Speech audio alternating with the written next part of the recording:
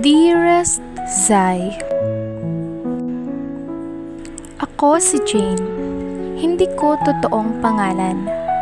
Ang aking storya ay tungkol mismo sa sarili kong karanasan.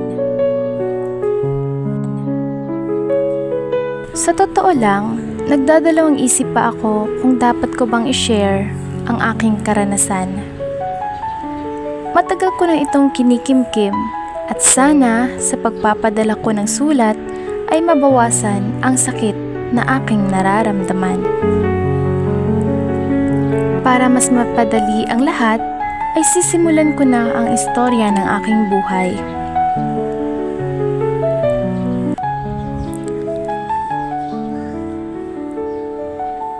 Anim kaming magkakapatid.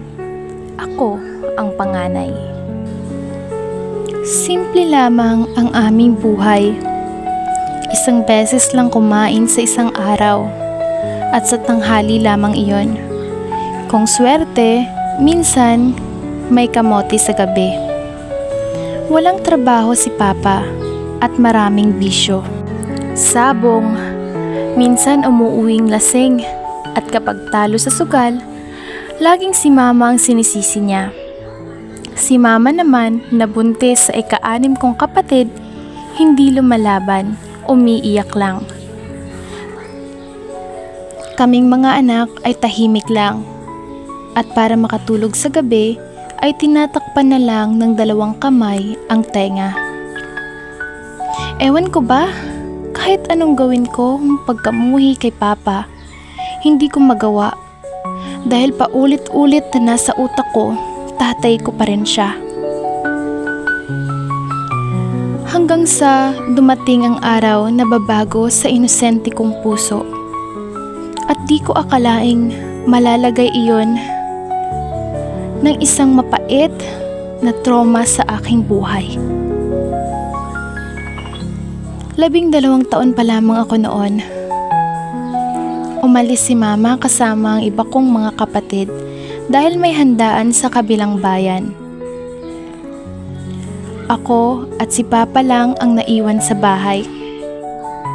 May dysmenorrhea ako noon, kaya hindi ako nakasama kay Mama. Sa kwarto lang ako nakahiga dahil masakit ang puson ko.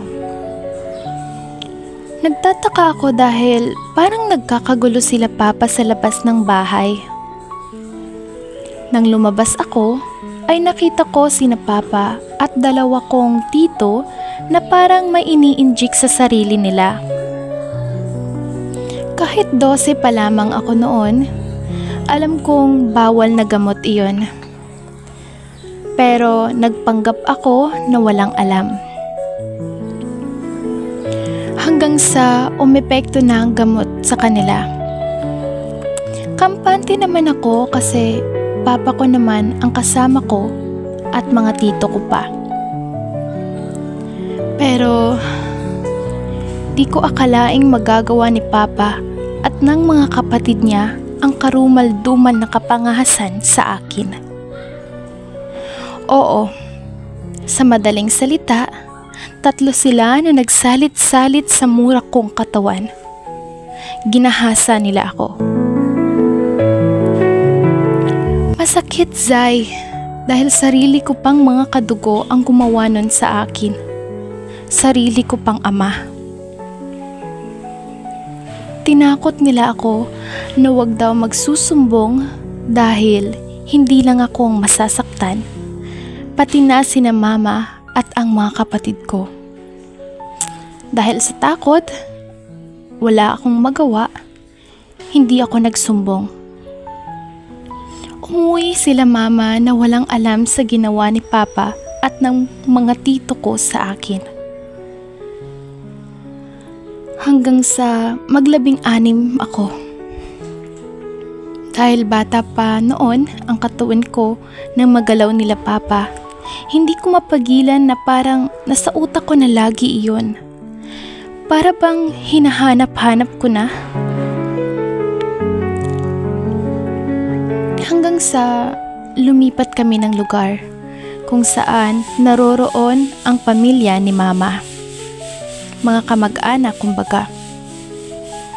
Hindi pa rin nagbabago si Papa. Sabong pa rin at inom ang bisyo niya. Oo, tumigil na siya sa bawal na gamot. Pero ang pananakit kay Mama, hindi. Hinding-hindi. May mga panahon na nangengaalam na ang pamilya ni Mama. Pero ang nakakainis lang, si Papa ang kinakampihan ni Mama. Kasi lagi niyang rason, paano na kami kung wala si Papa?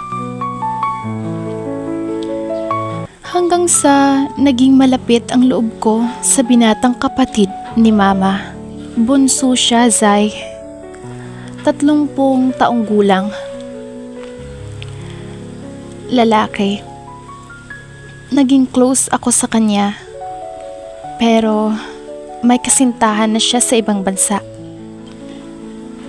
Hindi ko alam kung bakit parang nagsiselos ako. Parang pakiramdam ko ako ang asawa. Nagchat-chat kami ni Tito na parang magkasintahan. Sabihan na ako ng malandi. Pero inaamin ko, mahal ko ang tito ko.